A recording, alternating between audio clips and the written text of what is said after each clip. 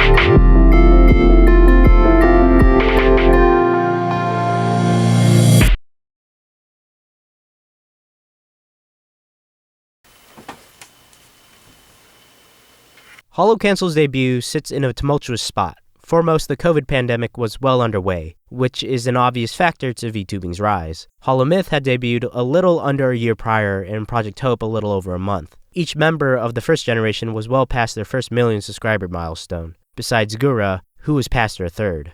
Iris had gathered 200,000 before she debuted, and was past 500 8 days after. It wasn't a matter if holoCouncil would be a success, but a matter of meeting the expectations of their very eager and very large audience. After all, this may have been the first debut of an entire generation that their audience had ever witnessed. Past the purview of the English branch, however, was the graduation of Kiryu Koko. She was one of the 2 members who practically started the English branch as a bilingual talent of the main Japanese branch. She was a core player in developing the culture of the VTuber community with her morning show, updating the audience on the happenings and trends within the company. There were also her Reddit reviews, co-hosted with talents from across all the 3 branches, bringing together their otherwise diverse international audience. Her graduation has been seen as an attempt to distance the company away from certain controversies associated with her, but it's clear that Koko was leaving on her own terms to pursue personal interests. Regardless of connotation, these were the shoes that new English talents were entering, as well as the fire of competition with the establishment of other English corporate competitors. It wasn't that there was a high expectation for holoCouncil in general, but that VTubing was a new and underground niche, presenting unheard of challenges and changes. Anything was possible, good or bad. Looking back at Mumei's debut, the difference between her personality today is stark. Excessive control over her voice and openly nervous. One of the first running gags on her channel was her propensity to forget things. I do have a bit of a memory problem. Sorry, I have a bit of a memory problem. I do forget things quite a lot. I'm not sure if I mentioned that. I don't know if I mentioned this, but I do forget things quite often. Although I myself forget things quite a lot. I'm not sure if I mentioned that. Anyway. The significance here is that the talent behind the avatar may have created this gag to mask her actual propensity to actually forget things. Though in my opinion, this has never really been an apparent aspect of hers in comparison to her more clumsy peers.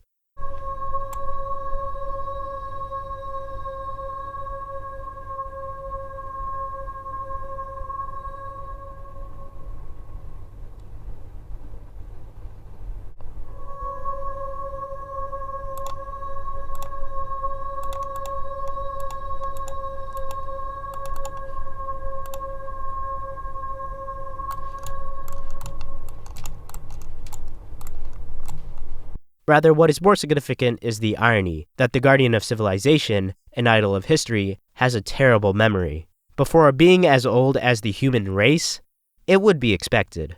Though the appeal of VTubing comes from seeing a person's authenticity, the performance of their character always takes precedent, whether that may be a small exaggeration of their actual selves or a complete fabrication of certain aspects. One case is Mumei's genmate Hako's Bales, who used to put on a high-pitched voice more akin to an actual anime girl. However, at some point, with the extensive on-screen hours and abundance of content, the mask is bound to crack. One of the first viral clips for any HoloLive talent on an international scale was Matsuri's gameplay of Cat Mario.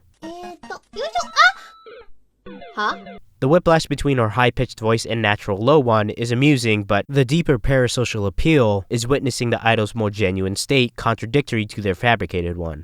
Mumei's first gameplay stream had a similar viral moment. Thank you for making me look, adding some. Who's that? The unflattering growl in her voice may have come from the unexpected excitement of finding another player in this otherwise lonely experience of a game, and the stumbling of her breath and immediate awkward silence afterwards sells the recognition of her mask slipping. In the moment, it was probably embarrassing, but in hindsight, it's endearing.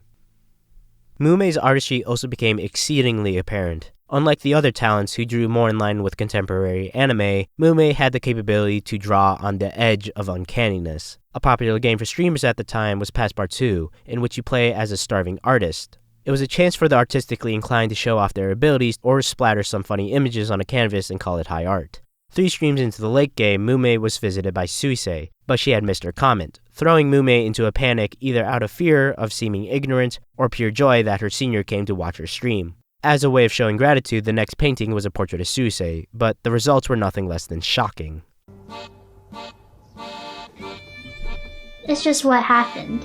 The irony of this portrayal, however, is that Suisei has a demented reputation herself, displaying psychopathic tendencies in portrayal games like Project Winter. One could tell that this persona of hers has been around for a while, based on the amateurish design of her avatar that predates her employment in HoloLive. A second layer of irony is that someone with a bubbly personality and design as Mumei would be capable of such demented imaginations. But considering human history's own dark chapters, who's to say this contradicts her character? Speaking of running jokes, amongst the US adolescents, there is an archetype called the horse girl. As the name implies, it's a child who has a strong obsession for all things equines, from training them, caring for them, maybe even becoming them.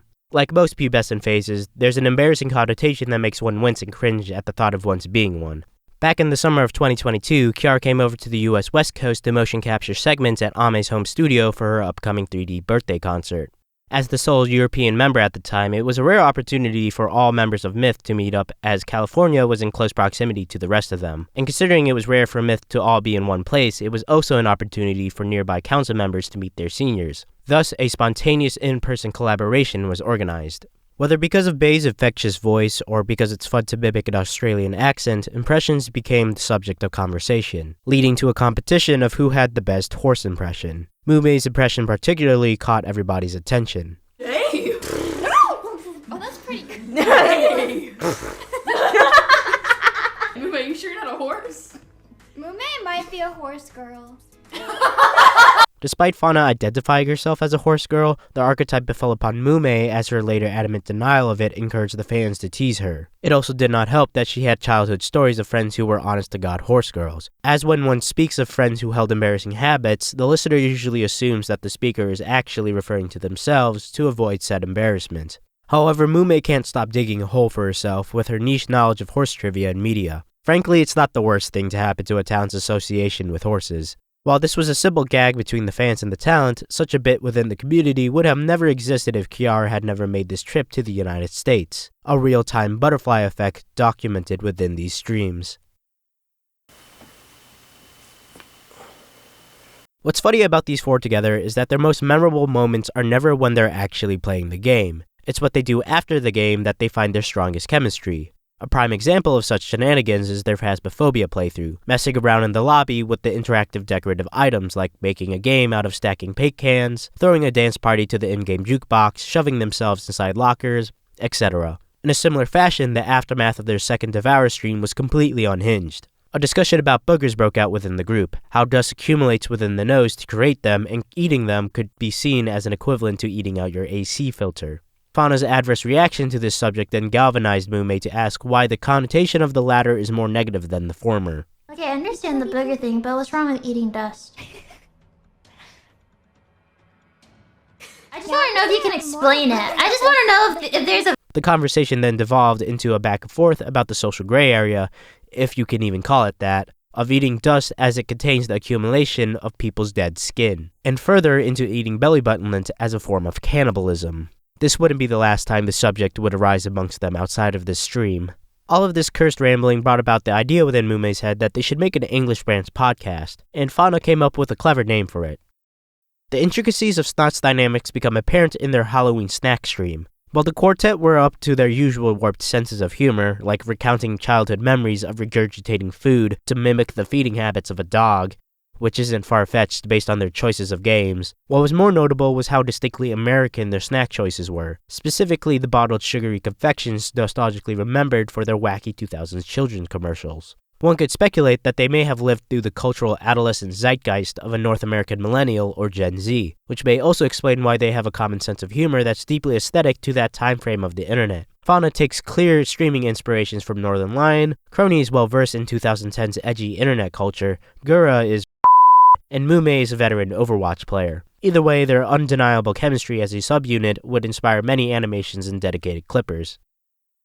A unique relation Mumei and Gura have with each other is the similarity between their voices. During a tea party stream hosted by Callie, she and her two guests discussed food in Japan. We went to Outback, and I had the steak, and it was fine, but I was like, oh yeah, this is definitely like Japanese beef. Like, it's good beef, but it's Japanese beef. It's completely different. You need to read on the menu, it says that it's been imported from somewhere. Oh, it's not American Angus beef. As noted later, Myth was running a TTRPG campaign where Gura played an ass-whooping country bumpkin. So happens a southern twang in combination with Mumei's voice produces the perfect impression of Gura. This comparison between the two talents would become a running gag, inspiring a fan game, a stream dedicated to playing said fan game, and a call in which Gura and Mumei try to prank Fauna, but their ill preparation spoils the surprise. Ooh. I thought you were supposed to be mimicking each other, not me. The voice of a streamer can become a distinct part of their brand, and a VTuber's voice can be so recognizable that they have to change it in real life to avoid discovery. Fauna and Crony are great examples. The former's is soft, perfect for ASMR, while the latter's is smooth and deep, versatile for voice acting. Crony's voice in particular became a foundational part of her appeal. Much like the Phasmo collab, the banter began from a single decorative object in Minecraft, a flower Mumei gifted to Bae. She promised to plant it in front of her house, so towards the end of the stream in a man-made cave she blew up, Bae's chat reminded her that she had to place it somewhere. I hope you guys enjoyed it! Did you have fun? Bae, you forgot Mumei's flower! Oh no! You are absolutely correct. Flower. I forgot the flower. Flower. The flower. Yeah, flower. Flower. Flower. Flower. Flower. Flower? I just like how Crony's does. The way Crony is able to effortlessly make her laugh is sort of romantic, which is where the birth of Chrome as a ship began, and Minecraft would remain a fertile ground from which this relationship blossomed. Crony's moniker is the Warden of Time, and there are many ways to spin the significance of this title. There's the rivalry she shares with Ame, the time-traveling detective, or the obvious connection to the Speaker of Space to create the duo Spacetime, one of Crony's first ever one-on-one collaborations. But pertaining to Mumei, it comes to the general significance of Crony being a warden, that all beings are prisoners to the perpetual momentum of forward time. There's no outrunning it. We all march towards the future at time's pace. Fauna, on the other hand, is the keeper of nature, or more colloquially known as the mother of nature, which she reluctantly played into during her debut. This is because she never identified herself as a mother. However, she has demonstrated the instincts to take care of others. You can see this in action during the first one-on-one collaboration between any council members, her and Mumei. Don't Starve is a lore-heavy game with strikingly eldritch horror aesthetics, very in line with Fauna's and Mumei's themes of nature versus civilization. One of the naturally spawning structures in the game is the touchstone, which allows players to revive themselves. This structure is always surrounded by 4 severed pig heads, which surprisingly freaked Mumei out. There's a touchstone here. I think you can revive. What the heck? Fauna attempted to dispel her worries by reminding Mumei that ancient cultures used to practice ritual sacrifice. As the guardian of civilization, she should be well acquainted with such practices, but apparently this was one of the memories that Mumei had long forgotten. So Fauna comforted her, reminding her that she loved her and she will always be here for her, as nature always has for humankind. So if you're this far into the video, then there's no doubt that you know who Iron Mouse is. No need to explain to you her rise to fame, personality, and as it pertains to the themes of this video, health condition. Her severe CVID completely cuts her off from the outside world, as contamination is always a concern. Therefore, a large amount of her socialization occurs online through her job. This subject on its own raises concerns about how inaccessible our world is to those of disabilities, but the matter for me gets to something more existential. Iron Mouse is of her own agency to define her existence by whatever fits to her liking. She's an amazing advocate for CVID, is unafraid to express her Puerto Rican heritage, and is overall a talented individual who rivals singers on Broadway stages and opera halls. But only known to her closest friends and directly related family members, there is no publicly recorded history of this woman's face or name. While that on its own isn't a problem, considering the gargantuan influences she has made, there's a cognitive dissonance. She has done so much for the public, yet there is so little we know about her in actual reality. Iron Mouse is the fragile thread that connects the person behind the mask to the outside world. I'm not one to diminish the safety of anonymity, but there are several systemic layers of intersectionality at play here that prevents her from being recognized as a literal human. From being a woman on the internet, the governing world's indifference to her disability, to the sovereignty of the US territory she is from. But the most precarious position of them all is how her public existence is tethered to the ephemeral status of a virtual persona and these privately owned websites. What's in a name?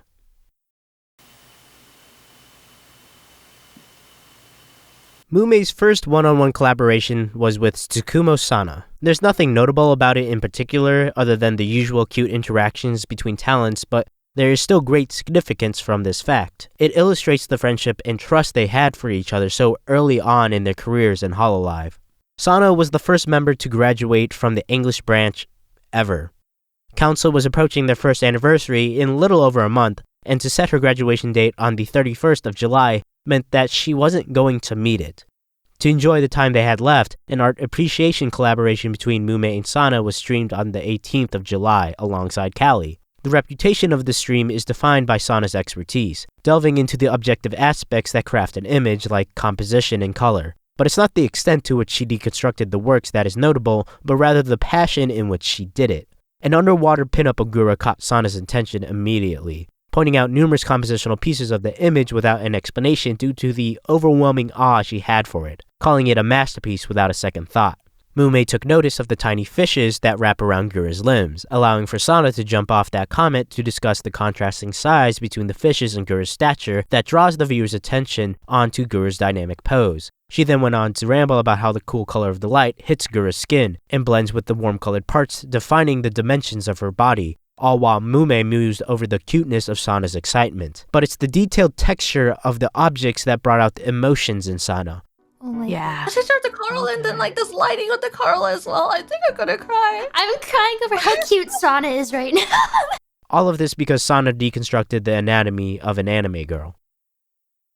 In HoloLive, it's a given that every member will eventually have a 3D model. Entire separate debut streams are given to these models, and they are constantly used in promotional materials in annual events. But during the height of the pandemic, the international branches couldn't travel overseas to Japan to follow these rights. What was an unfortunate situation, however, transformed into a cultural moment for the international VTuber scene, kickstarted by none other than HoloLive's very own Amelia Watson. She demonstrated a unique proficiency at the technological side of streaming, allowing her to organize together homebrewed 3D showcases with the help of many members of the community. This sparked a trend across the scene to adopt homemade 3D assets in VR chat. Therefore, it was inevitable for councilors to have their own mini 3D models. But whereas Myth had their models based on the designs of a popular fan creator, there was no need for councilors. They had in-house talent. A fun quirk about Sana's design is that she has this pink swirl on her head that limits her gigantic size. The in-universe explanation as to how the massive idol could stream to the proportionally tiny human race. Moreover, it's quite common to fit your 3D model with fun quirks and expressions to give a deeper sense of character. Without the limiter, this sentimental image takes shape with her genmates, upon the final and only stage that Sana would ever perform live. Throughout her final months, Sana was playing Minecraft a lot, building a massive tower with the help of Muna Hoshinova's resources. It's an iconic piece of the English server which has spawned some ironically hilarious clips even for the newer generations, despite the sentimental value it holds. One of those clips is Sana's insistence on calling Kyla Kowalskia a koala. She plays it off like she doesn't understand what's wrong, but she's clearly doing it on purpose. However, Muna's supposed inability to recognize that, and her increasing frustration because of it, is the underlying comedy of the bit. Sana played a similar prank on another Indonesian talent, Koba Kanairu. Not T-O-D, but C-O-D. It's short. Caught, but caught. Not God, not... However, the reason why the koala bit was so on brand for Sana is because she was responsible for many of the nicknames used for talents, especially for her generation. The most popular out of all of them is Kronini, like a panini, an affinity for puns, which is something she shares with another talent. According to Sana, these nicknames predate Council's debut, originating from a Discord bit when they all started talking to each other. On a different note, it was a super chatter by the name of Bones Malone who prompted Sana to even share this fact in the first place. The name Bones Malone has a greater significance with the community thanks to a TTRPG stream held by Callie, which spawned a viral moment of Fauna excessively name-calling the game's antagonist, Bones Malone. I can't confirm whether the name comes from this viewer or not, but there's an inkling of possibility considering that streamers recognize their viewers by name all the time. For Mumei, her nickname was Nanashi, but Mei rivaled against it as first publicly coined by Fauna in her debut stream. As for the tower itself, it holds a secret. On the 12th of May, Sana was looking for jobs to do in Minecraft, ultimately finding Crony preparing to mine in the Nether. Crony noticed that Sana was without any of the armor she had gifted her, to which Sana made a vague reference to how dogs bury their prized possessions. Crony didn't think much of the comment and assumes that she had lost them, though Sana was insistent on still having them. It's interesting that Crony noticed in the first place considering diamond armor is a somewhat expendable item in the late game. For one to even notice cosmetic differences on a digital character is in itself attentive. To care about the well-being of someone's in-game virtual persona is a level above that. Flash forward to October 2nd, a little over a month after Sana's graduation, and counselors had visited Sana's tower. At the top is a biosphere with a chest and a book upon a pedestal. Written in it is a bunch of messages to all the members Sana had contact with. To Watame for streaming together, to Botan for showing her around the Japanese server, to Aki and Kanata for chatting with her, and even Pekora for pulling a prank on her. Of course, she had messages for her counseloress members as well. To Mei, I love how sweet and considerate you are. With your level of empathy, you easily see the two sides of a coin. You also voice your worries and nerves to us, but when it comes to friends, you are really brave, courageous, and cool as heck. She didn't even cuss because she knows I don't cuss. In the chest is her stuff, including the armor Crony had gifted her, indicated by the damage on them. Her graduation must have been planned well in advance, leaving one to wonder how hard it must have been for the other members to know that their time together had a deadline. A trend amongst talents is to write letters to their peers at the beginning of each year. It's a cute way to track the progress of their relationships to others and look back at how their opinions of friends change over time. Besides that, there's nothing unusual about this Yuzora Mel stream. A heartwarming message to her friends and fans, looking forward to the future and all the potential it holds for her. However, as of January 16, 2024, Yuzora Mel was terminated from the company. This was her last stream. That same day, Shirakami Fubuki uploaded a joint statement from the first generation. These are common for terminations. The last time this occurred within HoloLive was for Uraharushia. It's a great optic move on the business front, giving closure to the audience by the ones who are most connected to them, more so than anyone on the corporate side. However, there is a significance to Fubuki uploading this video on her channel, as she is seen as a canary in the coal mine. The sincerity of the gesture can also be felt with how heartbroken the talents sound. That is, unless you believe this is all a front. Fans now view this New Year's stream as Mel's own attempt at giving her fans closure, as those who are terminated rather than graduated don't get the same ceremonial treatment. She at least got to have one last public show of appreciation for the people who matter most to her.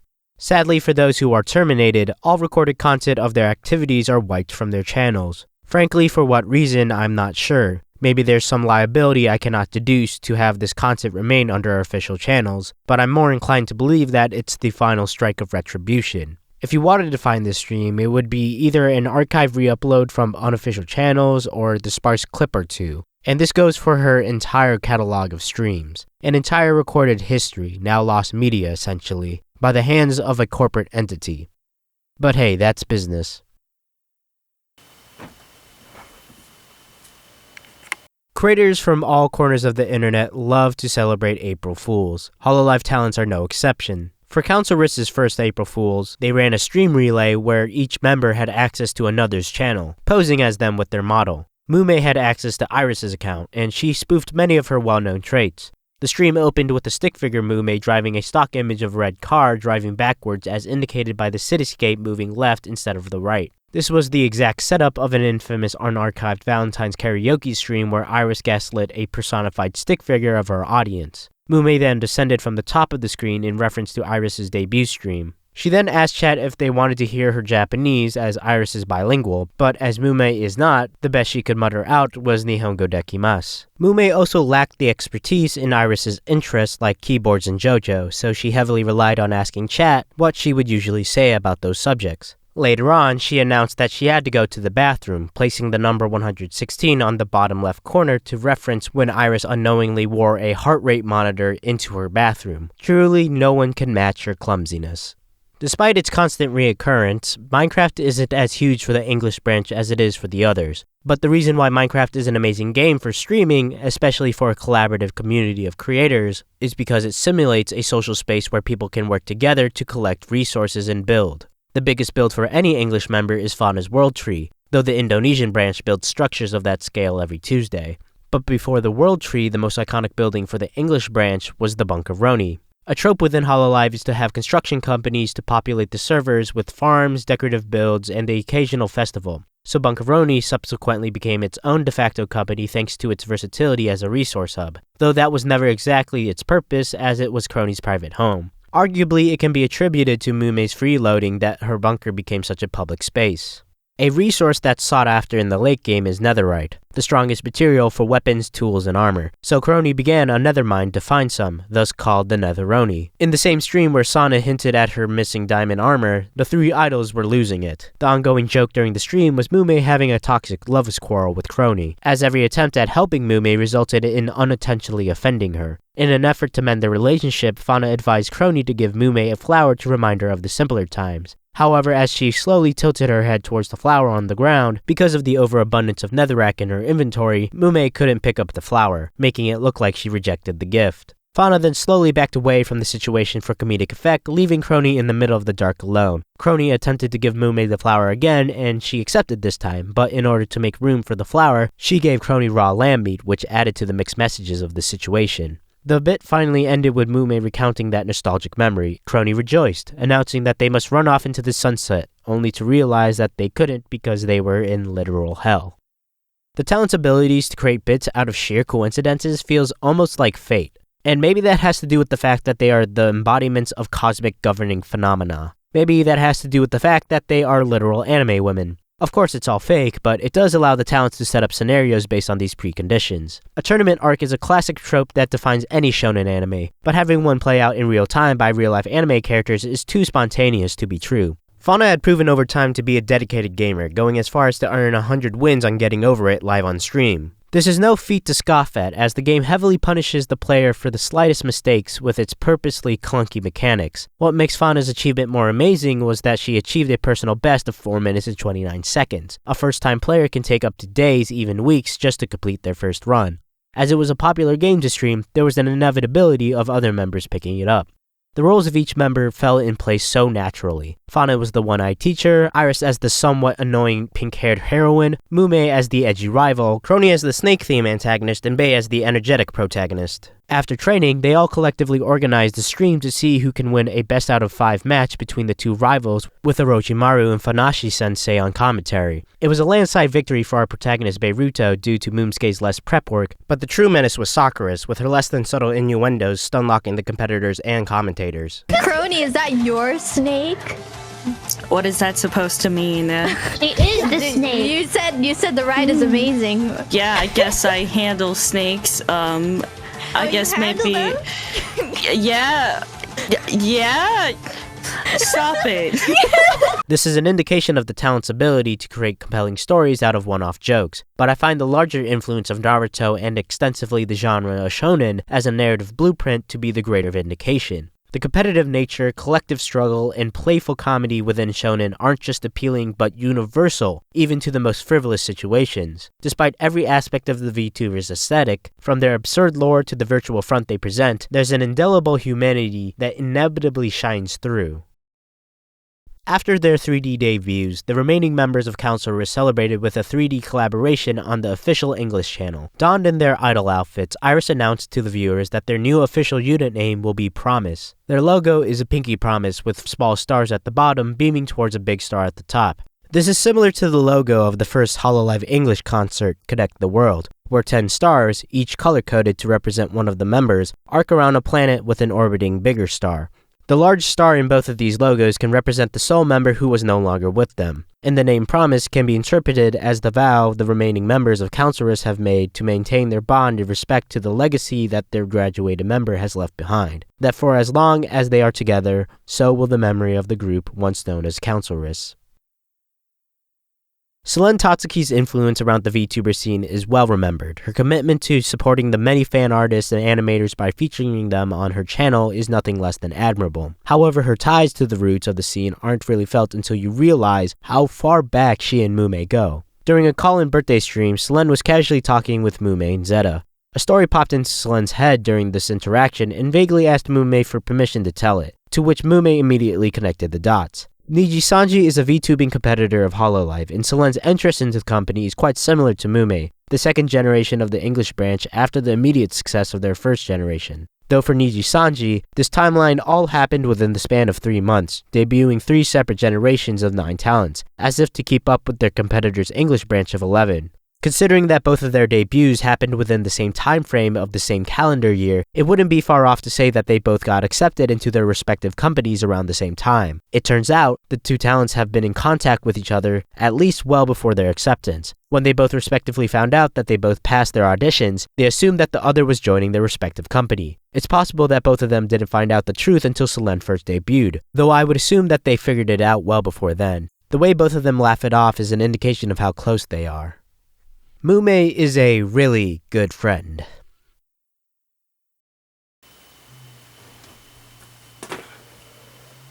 There's a third dimension in Minecraft where the final boss resides, called the End. As Minecraft became a core part of the HoloLive experience, defeating the Ender Dragon became a unique milestone for a generation's journey. Almost exactly a year prior, in July of 2021, HoloMyth defeated the dragon on the English server with coordination and focus. With Kiara's and Ina's armaments and potions, they all used patience and clear communication to organize themselves and slay the monster. It was a display of their cooperation and chemistry that proved they were a united unit up to face whatever challenges was ahead of them, a testament to their bond as idols born out of the pandemic. Council Riss's Ender Dragon fight was not that.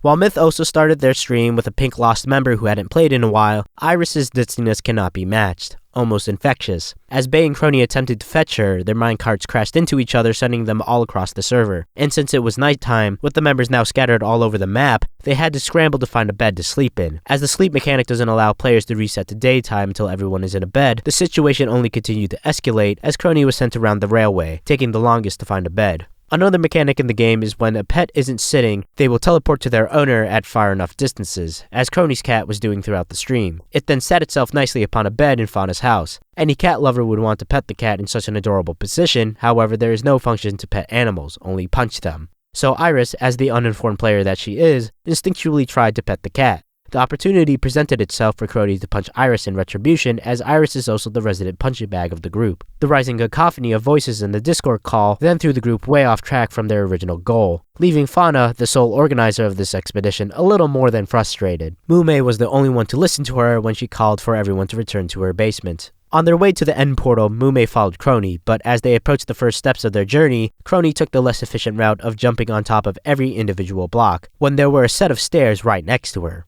After Mumei's subtle mocking of this fact, Crony soon enough realized. Mumei was kind enough not to tell the others, but Bay was quick to clock her. What sort of spicy thing is going on up there in heaven? Was Crony jumping up the stairs? No. And once they were finally faced with the dragon itself, instead of locking in, it was as if the call itself was set on fire, as each member settled into a state of delirium. Also did not help that they did not pay attention to Fauna's briefing on how the fight worked. Where's the crystals? I don't want to die. Oh, do we attack the crystals? Yes, you attacked the crystals. Do you remember my brief? I was attacking the dragon all this time. Too. Even after the boss fight was over, the infighting amongst them quickly resumed. The collaboration ended with Sana attempting to give Crony back her belongings, but the way she was positioned threw the items against the barrel, which placed them at the right spot to retreat back into her inventory. Even if this moment was found spontaneously, it was clear she kept doing it on purpose. This whole stream feels like a long-form scripted comedy routine, and for a small misanthropic minority of VTuber haters, they believe that is how all VTubers operate. It's all a con, fake-ass anime girls attempting to do what their favorite streamers excel at. The overarching joke about HoloLive is that they aren't a group of idols, they're a group of comedians, but I'm certain that for fans who abide by that thesis, they say it in an endearing way. This banter is representative of how close the talents are as genuine friends, an opposing representation of the bond between idols that foils Myth. In fact, more in line with the first generation. They can pick fights because they are that vulnerable with each other, like any other group of friends. April Fools on YouTube used to mean something. Back when the community was much smaller, back when having a sponsor in your video was seen as a sellout taboo, YouTube would actually participate in the festivities. I recall one particular hoax where YouTube promoted a DVD rental service for videos, similar to how Netflix used to operate. You could see in this promotional video that they would feature actual creators in these pranks, similar to how they used to do YouTube rewinds for every passing New Year. YouTube stopped doing these large production rewinds when they were dislike bombed in 2018. While there was a concerning voice of frustration with the abundance of unrecognizable creators, evident of YouTube's growing international audience, the real hang-up for most viewers was the dominating presence of traditional media figures. It was the telltale sign that the days of independent creators like Ryan Higa and Old School Smosh were gone. YouTube was for the media outlets. Now there's no more rewinds, and they stopped doing April Fool hoaxes a long time before that. The irony of this matter is that without this traditional media invasion, we would never have HoloLive and extensively VTubers. On April Fools of 2025, Mumei didn't stream. Her chat did. She was the only one in chat and she participated as any other chatter would, even the long-time tradition of sending the loading emote during pre-show and then oh hi when the stream began. She asked chat to turn up the BGM as it is customary for the streamer to adjust audio levels at the beginning of stream. However, chat wouldn't do so as they didn't have access to Mumei's streaming setup. When she asked about what they were going to do today, somewhat of a consensus formed to play Overwatch, but as Mumei pointed out, they didn't have the permissions in the description to do so. Out of boredom, Mumei suggested playing 20 questions, but she was the one asking the questions. They went on for a couple rounds, but the incoherence of the mob forced Mumei to give up. Regardless, she had fun. Chat then ruined the moment by making the amateur mistake of revealing their desktop wallpaper, which was a pinup of Mumei's emo outfit. Before she left, she mentioned to the chat that she streams too, but promoting yourself in chat goes against the rules of the stream, so chat demanded mods to ban her. However, there was another subsect of viewers who wondered if she would be willing to collaborate with them. She asked to clarify, and a resounding yes flooded the chat. One idea was to host a karaoke stream where chat spams emotes and she sang, which is how most karaoke streams go. When she finally decided to leave, she transitioned to the ending screen where an animation of herself sleeping played. There was a cupcake on the screen that chat was feeding to Mumei, as that's a common roleplay VTubers do with their audience, so she placed the cupcake upon her yawning mouth to simulate her actually eating the cupcake, ending the stream on a sweet note. Even though this was an April Fool's prank, there's an overwhelming sincerity within the comments, individuals expressing how hard it is to stream, asking for forgiveness for the scuff, the amount of joy and anxiety that came from streaming to the cutest owl in the world. For as much as we don't know about the person on the screen, we know even less about the people who are there to support her. This video would not have been possible if it weren't for the individuals who go out of their way to clip, timestamp, and even animate the many moments that happen on these streams. This industry would not exist, especially on the international scale. For as functional as the streamer is, the viewer, the community, is equally as functional. I-for-gore is an internet-coded phrase that invokes a juvenile cuteness with its missing T and misplaced R. Despite never explicitly acknowledging the phrase, it's heavily associated with Mumei because of her own cuteness as well as her initial in-joke of forgetting memories. However, she has recently expressed her distaste for the phrase, mentioning her reluctance in sharing artwork of herself that used it. As much as fans would like to know, in the end they will never know who their favorite streamer is, to the point where fabrications become true and jokes are taken too far. Like any relationship, boundaries are forever in an unservable limbo until the day the streamer makes them known. Mumei's graduation cites two reasons: that she has had misalignments with management, and that her health concerns have taken over. I don't care much for the former, as there's a plethora of assumptions one can make about that, but it's the latter that bears the most weight. The very thing she loves to do is the very thing that deteriorates her body. The thing about dreams is that eventually we all wake up from them. Eventually, we must return to reality. There will be a day when you forget Nanashi Mumei. She won't disappear, but for some she will only be a passing comment in the middle of an irrelevant conversation. Oh yeah, I remember her. I haven't thought about her in forever. The greatest challenge of a graduation is coming to terms with the parasocial distance between you and the figure on the screen. For everyone else, they have contacts, emails, phone numbers, etc. But for you, the viewer, it's crumbs. Maybe a member of council will mention hanging out with her that one time recently, or if you're lucky enough, they'll come back through independent venues. The inherent conflict that a viewer is at war with is the fact that one's feelings and emotions are undeniably real, but the relationship that they come from is resolutely not. They are a consecutive collection of images on a monitor, simulacrum. In the end, the lesson you will learn eventually is to forget. Not because the memories of her will be a crippling curse, or because of some hard pull-yourself-up-by-the-bootstraps truth of the universe, rather because time will move forward and bigger things will take over. Nothing more, nothing less.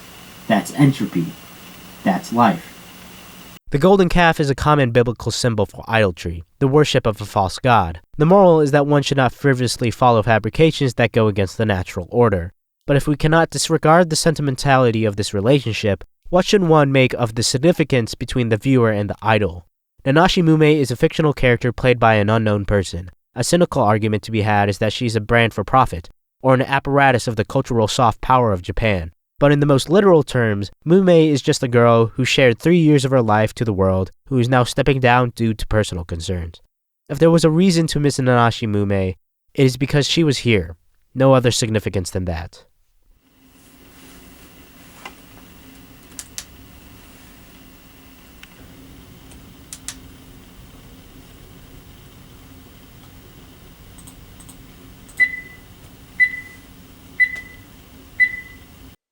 I also had a really wholesome dream a few nights ago.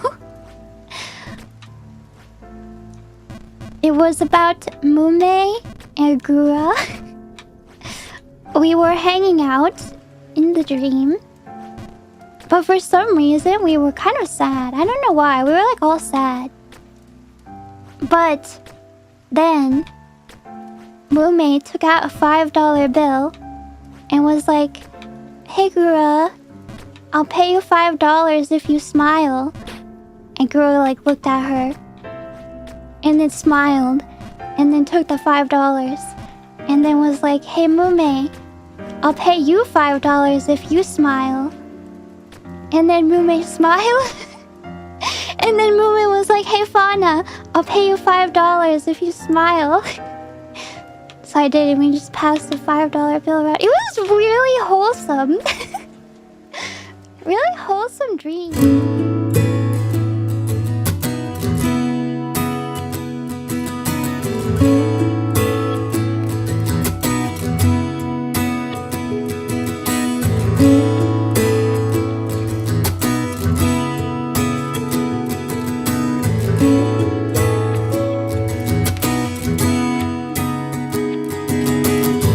I saw like how cool they were with each other, just hanging out and being bros, and just like I wanted that for me, but I thought to myself, there's no way. You know, I thought to myself, I'm here alone in this country. Like, I don't know where I would find that group of people. I feel like I'm done. I feel like it's over. I'll never find a group like that. And I literally felt that way. So deep in my soul that it made me super sad for a long time. And then they just popped into my life. One thing that I think is really scary when you're like a celebrity or like an influencer or a streamer or whatever, like people know you while you're active, but once you're gone, people so quickly forget about what you did, who you were and all that, and move on with their lives. And so it can happen so quickly that you're not part of someone's life anymore, or something is not part of your life anymore, when it always used to be and seemed so important to you. All things must come to an end, but it would be so sad that someone so important with so much influence who created a history would so quickly, so easily disappear from everybody's minds. I am so lucky and so thankful for each and every one of you, and for the almost 5 years we've been able to spend together. With you, I've been able to achieve what I thought for a very long time would be impossible for a girl like me, to feel a part of something and to belong.